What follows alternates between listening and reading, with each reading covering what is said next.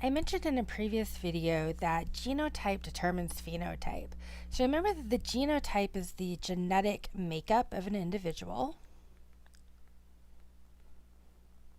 and phenotype is the physical characteristic that you see. So it's the physical expression of the trait.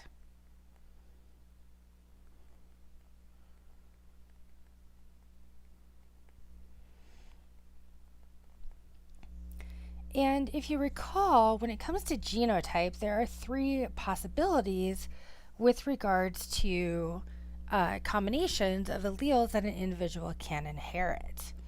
So an individual can be homozygous dominant, which would be like two capital letters.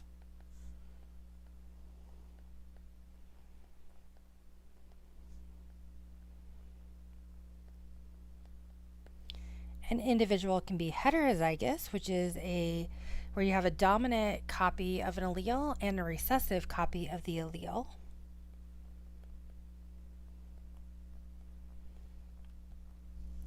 And an individual can be homozygous recessive, which means that they have two recessive copies of the allele.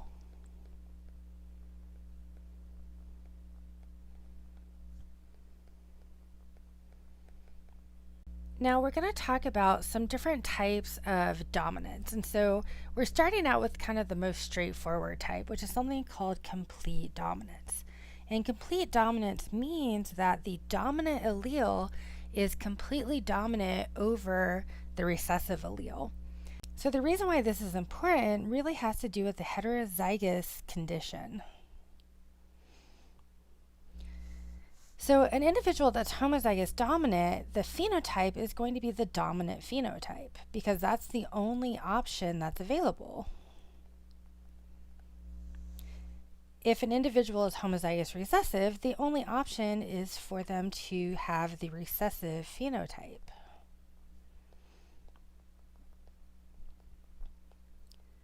But in an individual who is heterozygous, they have one dominant copy of the allele and one recessive copy of the allele. So which phenotype are they going to express? Well, that's where the complete dominance comes into play. So an individual that is heterozygous will exhibit the dominant phenotype just like someone who is homozygous dominant. So in a gene that follows the laws of complete dominance, the heterozygous genotype might be called a carrier. And what a carrier means is that they may have the gene or they may have an allele for the gene, but it's not expressed in their phenotype. So they may have the genetic information for the recessive trait, but they don't necessarily know that they have it. But even if they don't have it, it means that they could still pass it on to their offspring. So for example, we could have maybe two individuals, and let's say that it is a trait for something called sickle cell anemia. And we'll use the letter S for sickle cell anemia.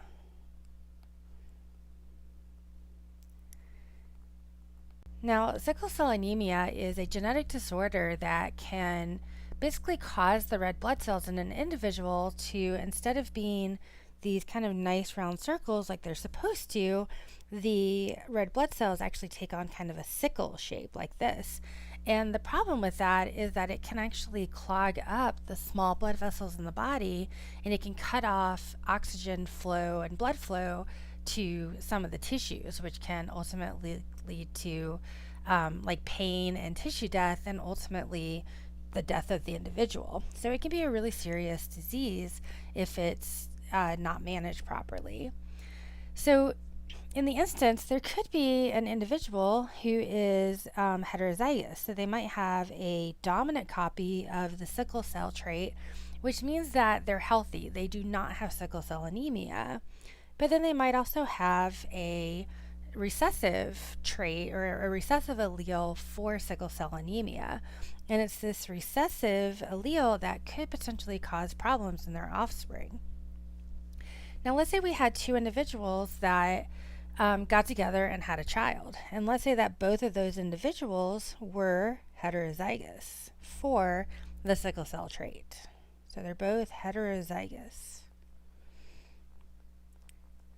Now, both of these would be considered carriers of the sickle cell trait because neither one of them has sickle cell anemia, but they both carry or have this recessive allele that they could pass on to their offspring.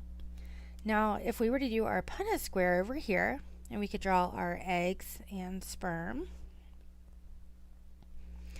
In the eggs, the possible gametes that the female could produce would have the dominant capital S or the lowercase recessive s, and the same thing with the sperm, where we could have the dominant capital S or the recessive little s. Now, if we do our cross, we can see that if this sperm fertilizes this egg, we would end up with a homozygous dominant offspring, which would not have sickle cell anemia. If this sperm were to fertilize this egg, we would have another carrier, so we would have a child that would be heterozygous for the trait, but they would not have sickle cell anemia. If this sperm were to fertilize this egg, once again, we would have another carrier, so a heterozygous individual who does not have sickle cell anemia, but still carries a copy of the recessive allele for sickle cell anemia. And then the fourth possibility would be an individual who is homozygous recessive. And this is the individual that would, if this is the sperm that fertilized this egg in this situation, this child would have sickle cell anemia.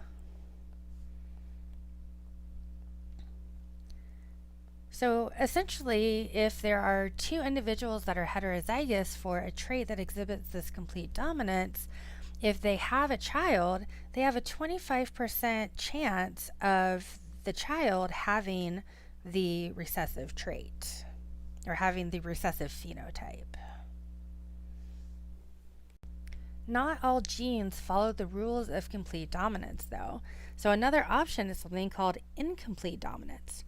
And incomplete dominance is it primarily affects the heterozygous condition. So once again, we can have the homozygous dominant, heterozygous, or homozygous recessive.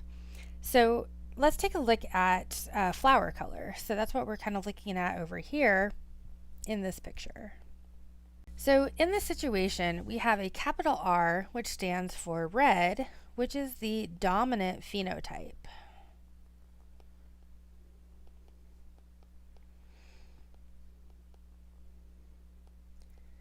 And the lowercase r stands for white, which is the recessive phenotype.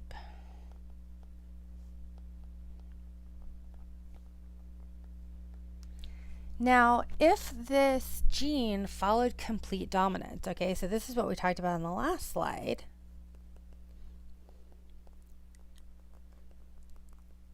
What we would have is a situation where the homozygous dominant condition would give us red flowers. The heterozygous condition would also give us red flowers. And then only the homozygous recessive condition would give us white flowers. But this is not what happens with this trait here. Instead, in the situation where we have incomplete dominance, the homozygous dominant condition will still give us red flowers, and the homozygous recessive condition will still give us white flowers. But the heterozygous condition, this is the key difference between the two, is going to be an intermediate between the dominant and recessive alleles. And so in this case, when you mix red with white, you get pink as the kind of intermediate. And so what we're seeing in this picture over here is this incomplete dominance being exhibited by these flowers. Now, interestingly, let's say we took two pink flowers and we bred them with each other, right? So a pink flower or a plant that produces pink flowers times another plant that produces pink flowers. That means that we are crossing two heterozygous individuals. So The pink condition is the heterozygous, or the capital R, lowercase r condition. So if we were to do our Punnett square, once again, we can distribute those traits here, and we would end up with something that looks kind of like this. And so essentially what we would end up with the offspring is approximately 25% of the offspring would have red flowers, 50% would have pink, and 25% would have white. So it's possible to take two pink flowers and breed them and end up with plants that produce red flowers, pink flowers, and white flowers in the offspring. Another way that some genes are inherited is something called codominance. And codominance is where you have two alleles that are both expressed at the same time. And the most pertinent example of this in humans has to do with blood type. So let's take a look on the next slide to dive a little bit more deeply into how blood type works in humans. You may or may not know your blood type, but if you are familiar with blood types, you're probably familiar with the fact that there are essentially four basic types of human blood types. And so the different phenotypes, so these are the actual expressions. So the options for phenotypes are that someone can have type A blood, type B blood, type AB blood, or type O blood.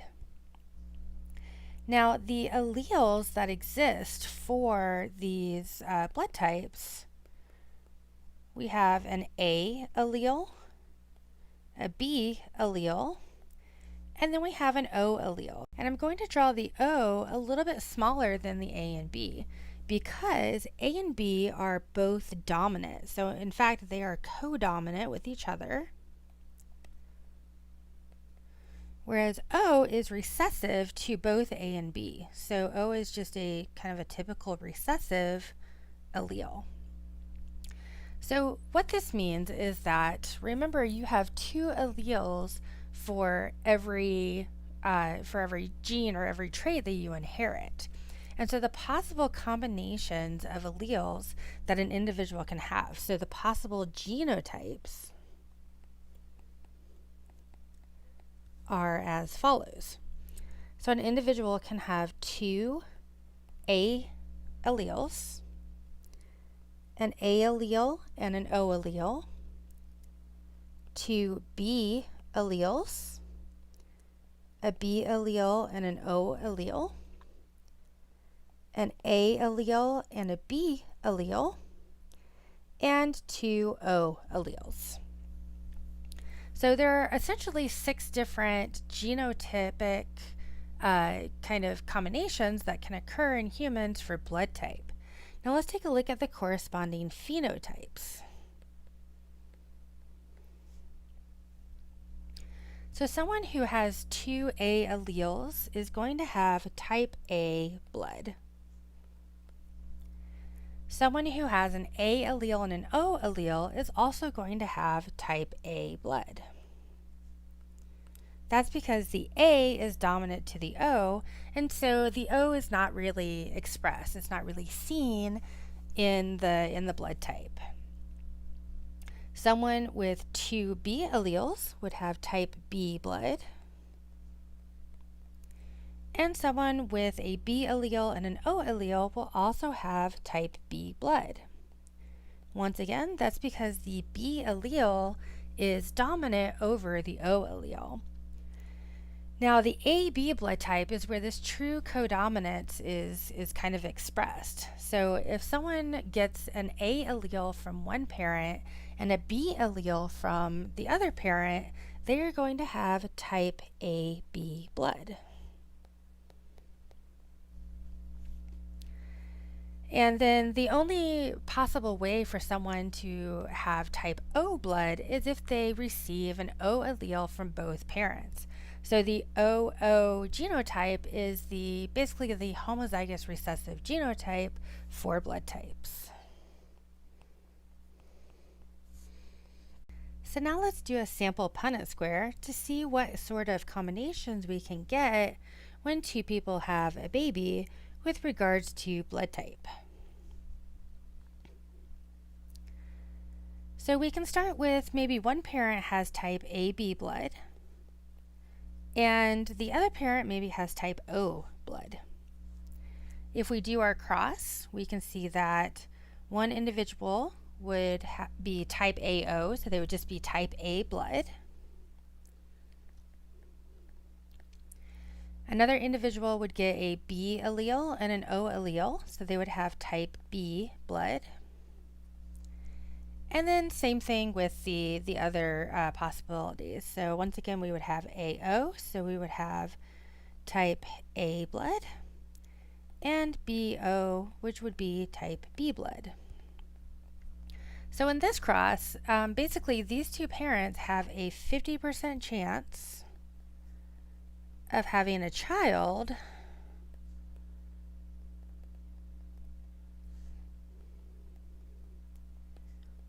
with type A blood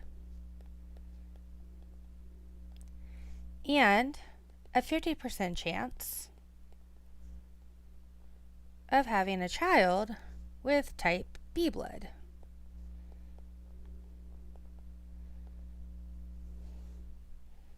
Another way that traits can be inherited is through something called polygenic inheritance. And poly means many. And so what this refers to is that some traits are actually determined by multiple genes working together. So it's not just a matter of having a single set of alleles that are, either homozygous dominant or heterozygous or homozygous recessive. Instead, it means that you might have 6 sets of alleles where some of them are homozygous dominant, some are heterozygous, some are homozygous recessive, and collectively they kind of all together form this phenotype that gets expressed. So traits that are typically inherited polygenetically are things that occur on a continuum. And what I mean by that is things that are not just either or, but it can be, you can have kind of either end of a spectrum and then basically every possibility in between. So for example, let's take a look at height. In humans, we don't just have 2 height options. We don't just have short people and tall people. We have short people, we have tall people, we have average, kind of medium-sized people, and we've got pretty much everything in between. Same thing with things like weight. We don't just have, skinny people and heavy people. We have people that kind of fit at every single spot along the spectrum between kind of skinny and heavy. Things like skin color. We have some people who have very, very light skin, and we have some people that have very, very dark skin, and we have pretty much every shade in between.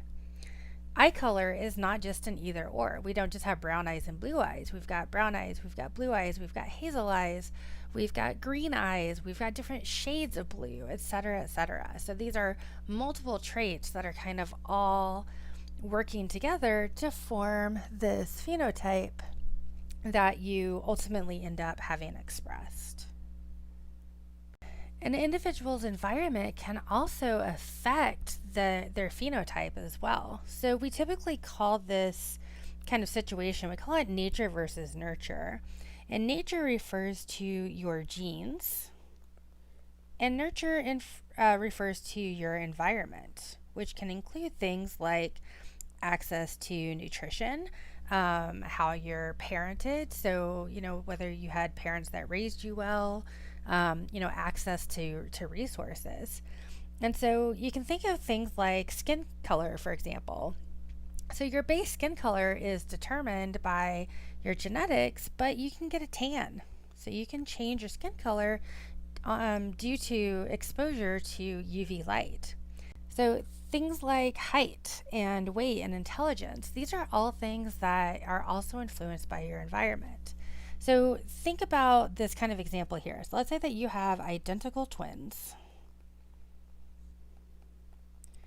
And these identical twins get separated at birth. And so you've got one twin that gets adopted into a family where The twin has access to proper nutrition and exercise. Their parents read to the individual. They go to really good schools. They have access to kind of all the best resources available to that child. The second twin isn't as lucky. This twin gets adopted into a family that maybe kind of neglects the child, and they just maybe don't have the resources to give the child access to the same things that the first twin did. Now, genetically, both of these twins, because they're identical, genetically, they have the same genetic kind of background to them. So we can kind of draw like a little range here. So we'll say that this is the intelligence range that's determined by genes. Now, the first twin, because the first twin has access to all of these great resources, that twin is probably going to reach the upper end of their possible range of intelligence because they have access to resources, they study really hard, etc., etc. Whereas twin B, who maybe doesn't have access to those same things, might not reach his or her full potential and might end up on the lower end of the scale. Now, different people might have different ranges in which their intelligence falls. So there are some people that are just naturally more capable of intelligence than other people. But generally speaking, the majority of the population is kind of in this average range, and then it's how that intelligence is cultivated that really leads to where they fall in the range that is determined by their genetics. Same thing with height. So we could say with these twins that one of them had access to good nutrition and exercise and vitamin D, and the other one was locked in a closet and neglected. That would allow one twin, the twin that ended up in the better home, it would allow that twin to thrive and grow taller than the twin that was maybe neglected and didn't have access to nutrition. Same thing with weight. So we all have kind of a genetically predetermined kind of average weight that we're probably going to end up with, and we all know that there are some people that are just naturally thinner than other people, but we also know that things like diet and exercise do influence our weight, and so that is something that what we eat and how we exercise our bodies can determine where we fall within that kind of genetically predisposed range. We learned previously that chromosome pair number 23 are the sex chromosomes. And there are two possible combinations of sex chromosomes that exist. So if an individual inherits two X chromosomes, then they will be genetically female. So the X chromosomes code for the development of the female kind of genitalia and physiology. If an individual inherits an X chromosome and a Y chromosome, they will be genetically male. So their genetics will dictate the kind of the production of the male physiology. Now, you might be wondering, why is there no YY option? And the reason why that is a problem is because the X chromosome carries not only the genetic information for creating a female, but it also carries extra genetic information that's just needed for survival. So the X chromosome is needed for survival because it has the genes necessary for female development.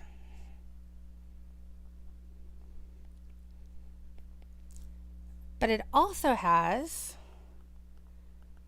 just other genes necessary for survival.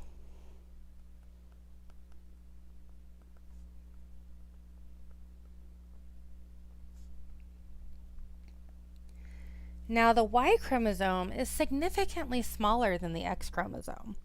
And the Y chromosome pretty much only carries the information needed to make a male. So it's possible to live without a Y chromosome. Females do it all the time. Every single genetic female has two X chromosomes, does not have a Y chromosome, and they can survive without a problem. However, you cannot survive without at least one X chromosome because the Y chromosome has the genes needed to code for the development of male.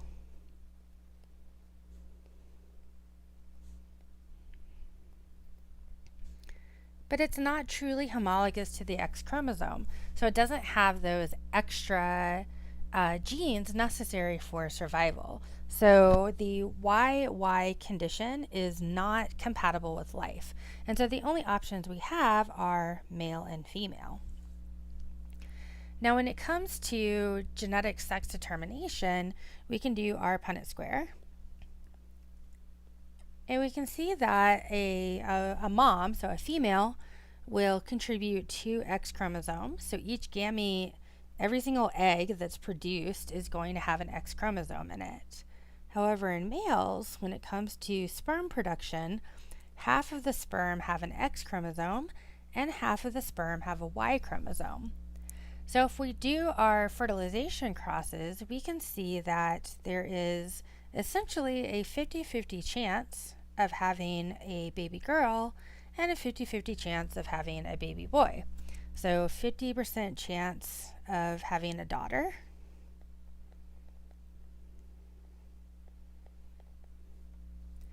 and a 50% chance of having a son. Remember that this is all about statistics, so this is just the chance. Now, we all know that there are some families where someone might have 7 kids and they're all daughters, or they might have 10 kids and they're all sons. So it is possible for that to happen. But with every single reproductive event, so with every single pregnancy, there's essentially a 50-50 chance that that individual will be a male or a female. So as we mentioned on the previous slide, the X chromosome is significantly larger than the Y chromosome, and the X chromosome carries these genes that are necessary for survival, but because the Y chromosome is not a true homologous chromosome, it does not have those all of those same genes that the X chromosome has. Now, because of that, we end up with some interesting patterns of inheritance with regards to genes that occur on the X chromosome. And we call these sex-linked traits, but we also typically refer to these as X-linked traits because most of these interesting patterns of inheritance are due to genes that are on the X chromosome. Because remember, the Y chromosome primarily just carries genes necessary for male development, but it doesn't really carry the extra genes that the X chromosome has. Now, these patterns of inheritance are especially interesting when it comes to recessive X-linked traits. So these are recessive alleles on the X chromosome. And the interesting thing about this is that males are affected or have the trait significantly more often than females. And that's because with males, they only get 1 copy of the X chromosome. So if they inherit an X chromosome with the recessive trait, they are going to have that trait. Whereas with females, they might get an X chromosome with the dominant allele and then another X chromosome with a recessive allele, which means that the dominant allele would mask or cover the recessive allele, and therefore the female would not be affected. So let's take a look at an X-linked recessive trait and take a look at these interesting patterns of inheritance. And the example we're going to use is color blindness. And this example is really interesting to me because my dad is colorblind. And so I have thought about my situation with regards to my genetics, and if I were to have children, how would that potentially affect my children? So first of all, let's take a look at the possible genotypes and phenotypes of color blindness. So let's start by looking at the genotypes. So remember that females get 2 copies of the X chromosome. So we can have an X chromosome with a dominant copy, and I'm going to use the letter B for blindness because it's a little bit easier to tell the difference between a capital and lowercase b than a capital and lowercase c.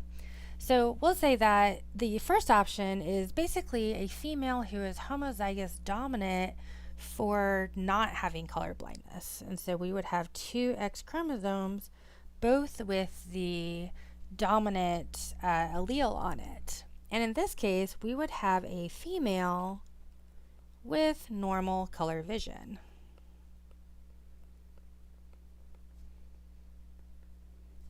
So this is a female who is not colorblind.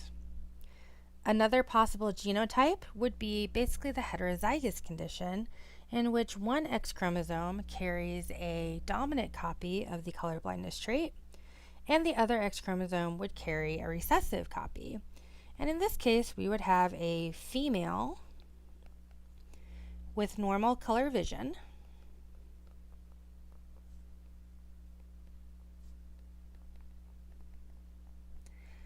but this female would also be a carrier, meaning that even though this woman has normal color vision, it's possible for her to pass the colorblind allele on to her offspring. And our third genotype would be the homozygous recessive option. So we would have two X chromosomes, both with the recessive allele for color blindness. And once again, we would have the development of a female, but she would be colorblind. So a female with color blindness. Now, when it comes to males, we only have two options. So one option is that the male would get a X chromosome with a dominant copy of the allele, and then a Y chromosome. And remember that the Y chromosome does not have, it's not truly homologous to the X chromosome. So it does not have an allele for color blindness or not, it's just not there. So in this case, we would have a male with normal color vision.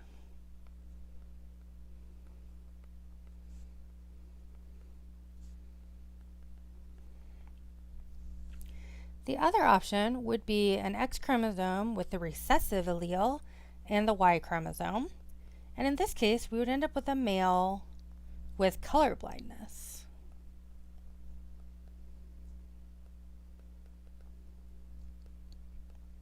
And so I forgot to label it, but these kind of situations on the right-hand side, these are going to be the corresponding phenotypes to those genotypes.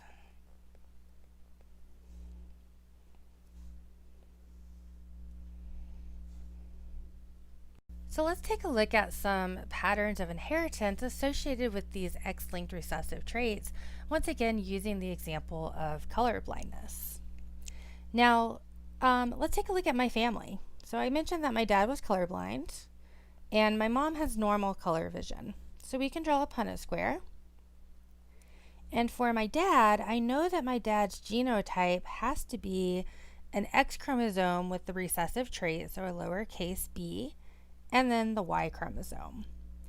Now my mom has normal color vision, so I know she has at least one X chromosome with the dominant allele present, but I don't know what my mom's other chromosome is. So I know she's got an X chromosome because she's female, but I actually don't know whether that is a dominant allele or a recessive allele. I would have to go back and look at like her father and maybe like her grandfather to maybe try and figure that out. But it's okay because we don't really need to know that for the sake of this Punnett square. So if we do our cross, we can see that we have basically a heterozygous possibility here. And we have a situation in which we have a dominant allele with a Y chromosome. Now, I have a brother who has normal color vision, and so this square right here would basically represent my brother. So he's male, so he has an X and a Y chromosome, and he has normal color vision, so he has a dominant copy of the allele for color blindness.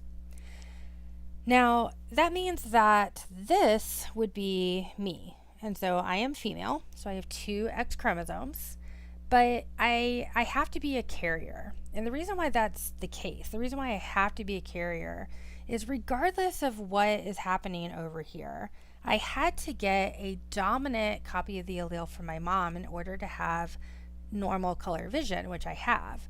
And the only option for my dad was to give me the recessive allele for color blindness. So the only option that I could have is this kind of heterozygous carrier condition. Now let's say, just for fun, that my mom did have a recessive copy of the allele on her other X chromosome.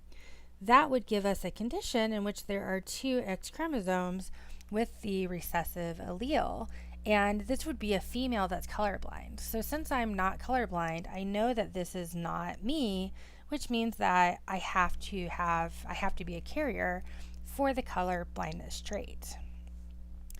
Now, I can take that and kind of extend it to my husband and I. So if my genotype is a kind of heterozygous where I'm a carrier for the color blindness gene, and then my husband has normal color vision. So I know that he has to have a dominant copy of the color blindness gene on his X chromosome, and then he has a Y chromosome because he is male. So if we were to do a Punnett square, looking at our possible offspring, we could do it like this.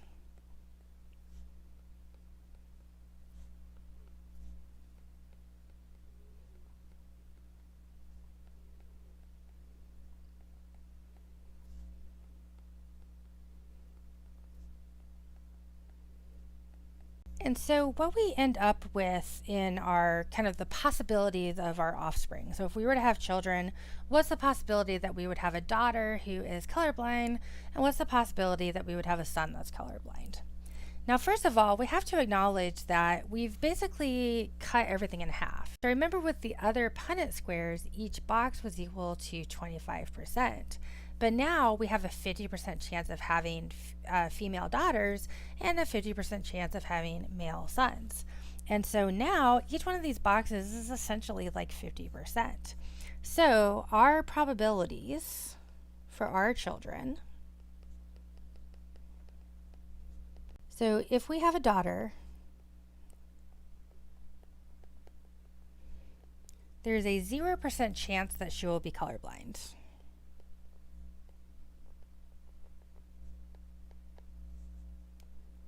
I'll just put CB for color blindness. So a 0% chance of having a daughter that is colorblind. Now, we have a 50-50 chance of our daughter being a carrier because we do have this situation right here. But when it comes to the actual phenotype, we don't have to worry about having a daughter who is colorblind. However, if we were to have a son, we basically have a 50% chance that our son would be colorblind.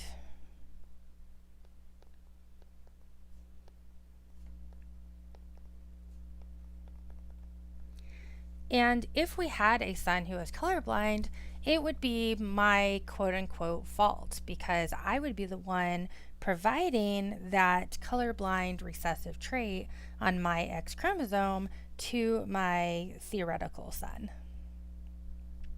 So when it comes to looking at these X-linked recessive traits, you have to think a little bit different with regards to the kind of the probability and statistics of it, because now you're not looking at the probability of having a child that is colorblind. You're looking at the probability of, if you have a daughter, what is the probability that she will be colorblind? Or if you have a son, what is the probability that he will be colorblind? So far, all of the patterns of inheritance that we've been talking about follow these kind of two statements, or these two laws of inheritance. So the first one is the law of segregation, which states that genes segregate equally into gametes such that offspring have an equal likelihood of inheriting either factor.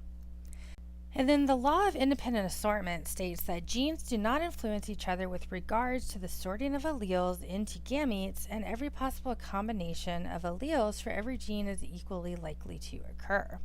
Now, both the laws of segregation and the law of independent assortment are based on some events that we talked about when we learned about meiosis.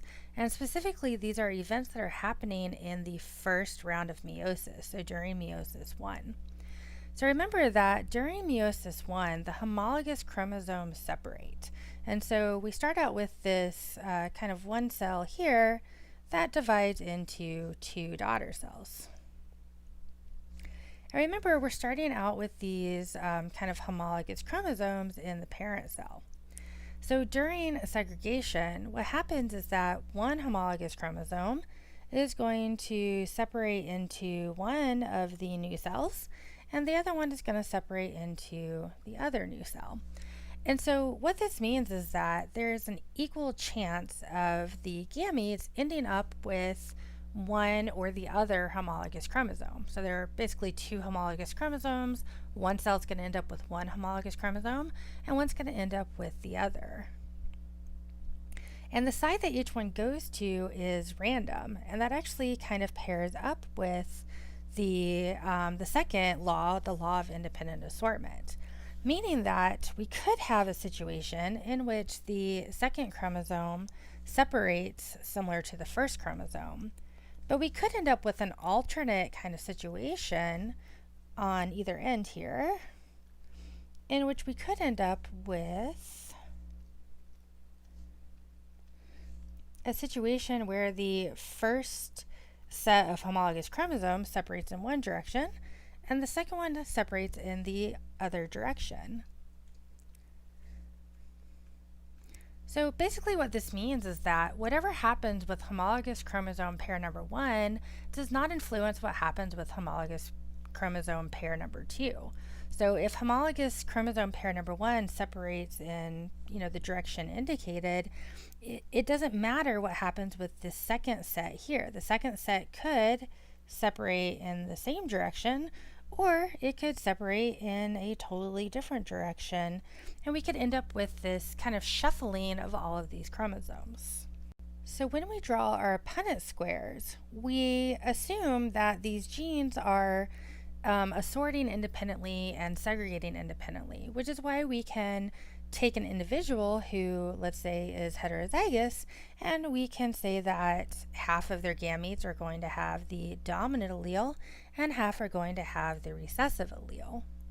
And so the reason why we can separate this into these kind of two options here is because of these two laws that we just discussed here.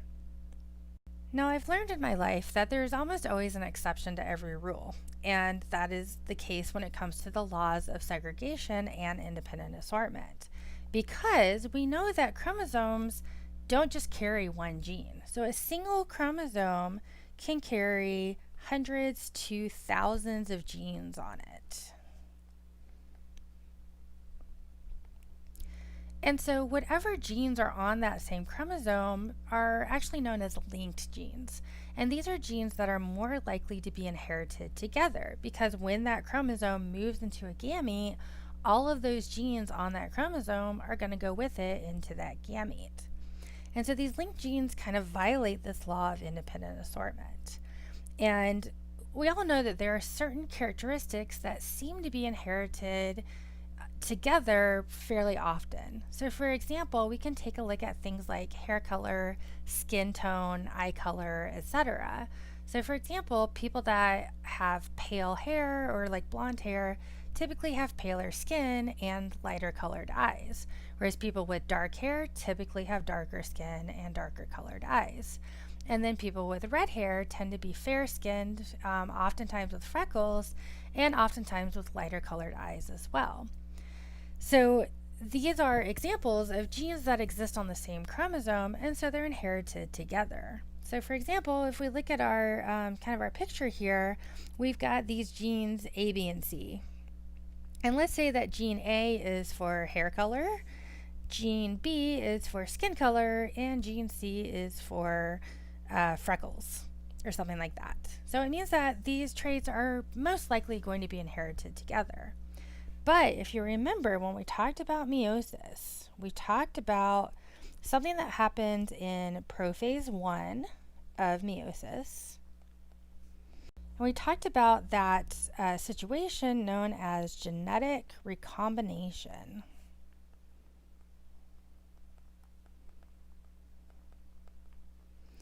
And remember that this was kind of more informally referred to as crossing over. And as you see in this picture here, the homologous chromosomes line up during prophase 1, and then they exchange arms with each other. And when this happens, what we end up with is kind of a reshuffling of these genes. And so this is why it's possible for linked genes to get separated from each other. So it is possible for someone to have dark hair, light skin, and blue eyes. Or it is possible for someone to have red hair and dark eyes. So it's not that these genes can never be separated. There's just a much higher probability that an individual will inherit these genes together because they're on the same chromosome.